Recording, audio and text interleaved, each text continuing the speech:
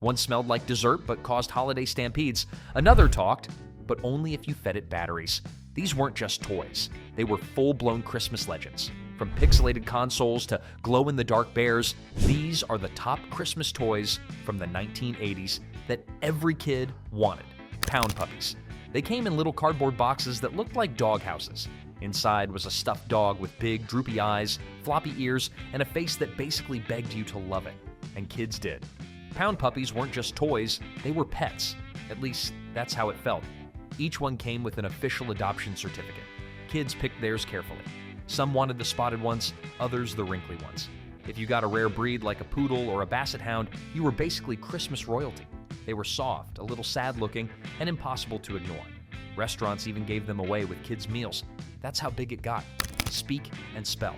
It looked like a tiny computer made for aliens, bright orange, with weird buttons and a robotic voice.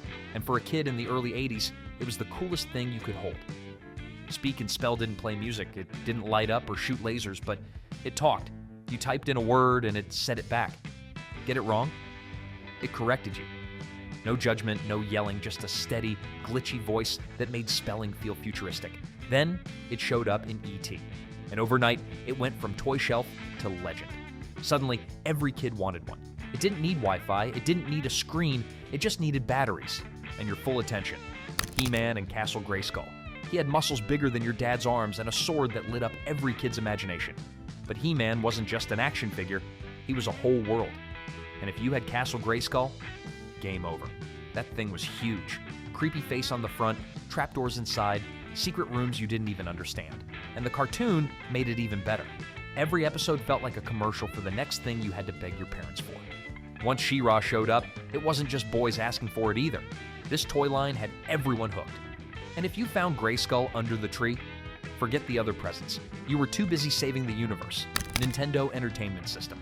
This didn't just change Christmas, it changed childhood. When the NES hit US stores, it looked like a gray box with weird buttons. But once you popped in Super Mario Bros., you were gone. You didn't just want this for Christmas, you needed it. The whole thing came with Duck Hunt too, so now you had a plastic gun and a dog that laughed at you.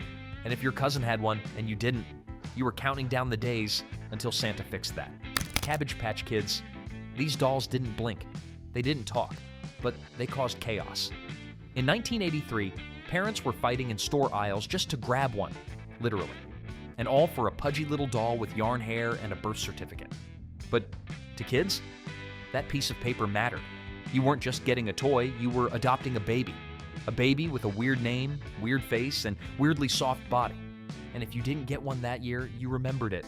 If you did, you probably still have it packed away somewhere, staring up from a shoebox.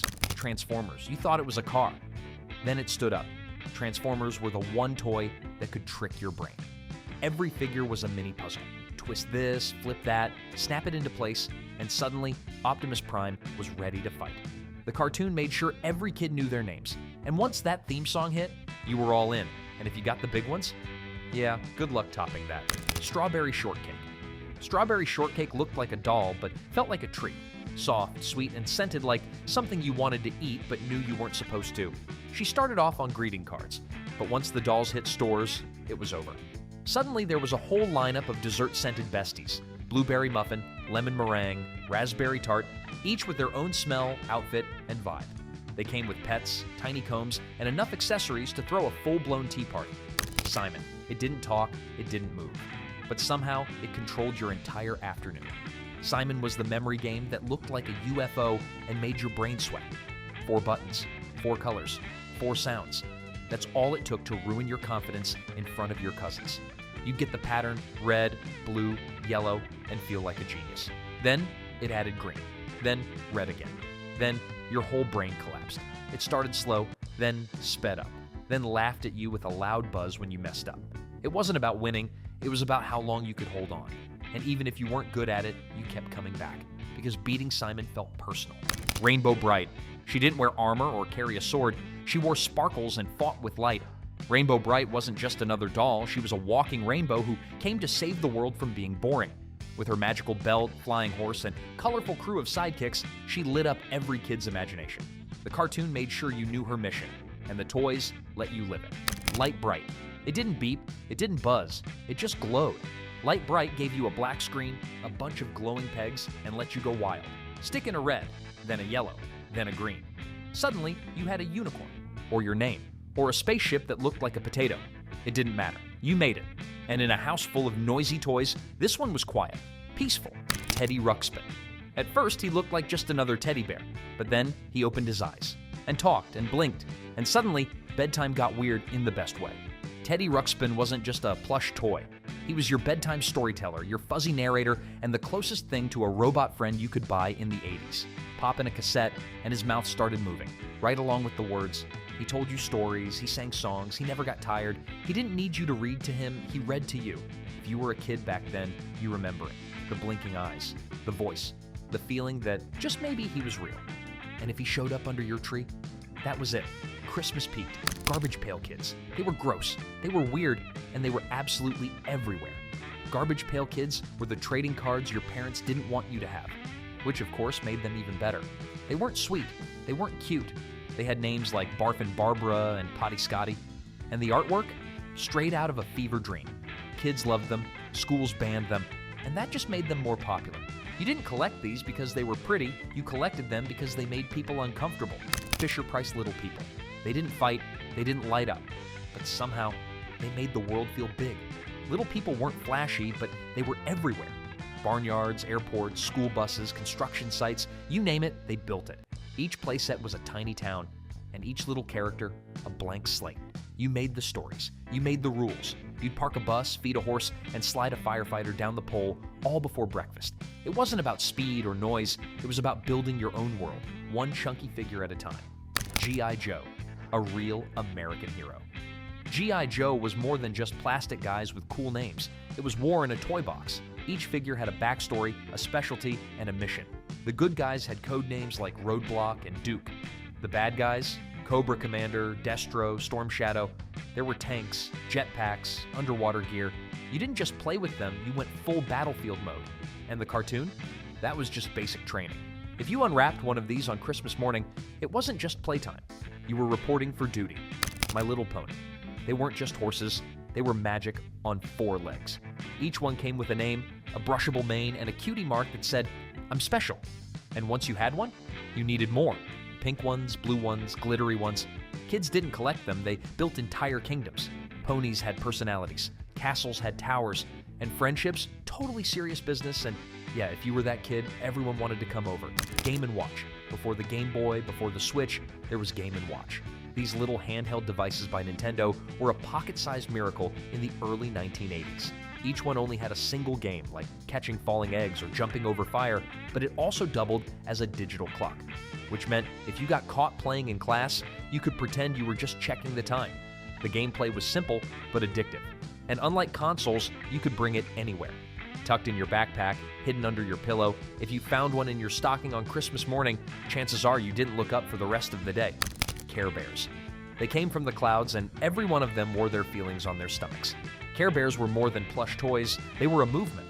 From Tenderheart Bear to Grumpy Bear, each had a special power and a lesson to teach. Kids didn't just collect them, they lived by them. These pastel bears took over bedrooms, lunchboxes, and Saturday mornings with animated shows and even movies. But the best part? Hugging them actually made you feel better. If you got a new Care Bear for Christmas, you were basically adding a new therapist to your stuffed animal crew. Rubik's Cube, 6 sides, 9 squares each, 54 stickers total, and only one correct solution. The Rubik's Cube was the ultimate flex toy of the 80s. It wasn't about collecting or cuddling, it was about solving. Kids would sit for hours twisting it, trying to match colors, or, let's be honest, peeling off the stickers when they gave up. It looked simple, but solving it made you feel like a genius. And if you could do it in under a minute, you became a legend. Even today, you'll find Rubik's Cubes in classrooms, coffee shops, and championship arenas.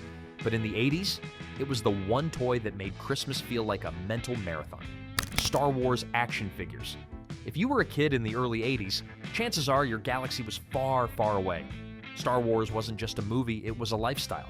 And nothing captured that more than the action figures. Luke, Leia, Han, Darth Vader, they were all there, in miniature, with tiny weapons that always got lost under the couch. And if you were really lucky, you got a Millennium Falcon big enough to carry them all. By 1983, after 3 massive movies, the Star Wars toy universe had exploded. Every kid wanted to reenact their favorite battles, and Christmas was the time to build your fleet. Today, those unopened boxes are worth hundreds, even thousands. But back then, the real value was in the imagination. Atari 2600. Before Nintendo stole the show, Atari ruled the living room. The Atari 2600 wasn't just a game console, it was a symbol of being cool, of having the future in your hands. Plug it in, power up Space Invaders or Pac-Man, and suddenly you weren't just a kid, you were a gamer. With those big joysticks and blocky graphics, everything felt new and exciting. And while it's easy to laugh now at how simple the games were, back then they were magic. The Christmas you got in Atari wasn't just a good one, it was historic. Sony Walkman. Technically, it wasn't a toy. But let's be honest, if you were a kid in the 80s, the Walkman was the coolest thing you could unwrap. It meant freedom. It meant you had your own music, your own vibe, your own world inside those foam headphones. Kids carried their cassette tapes like treasures. If you had the latest mixtape or the theme song from your favorite show, you were unstoppable. And while everyone else was playing noisy games or bickering over toys, you were off in your own zone, head bobbing, volume maxed, and totally untouchable. Lego sets. Not all toys came with batteries or buttons, some just came with bricks. Lego sets in the 80s were simple by today's standards, but they unlocked entire universes.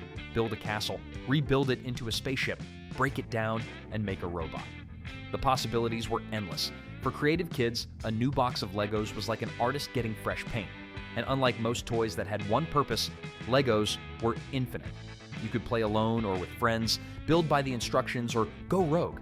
And on Christmas morning, there was no better sound than the soft rattle of a brand new box of Lego bricks. Tamagotchi. Okay, this one just barely squeaks into the 80s toy legacy, thanks to its roots in Japanese tech, but by the late 90s, it was the virtual pet everyone was obsessed with.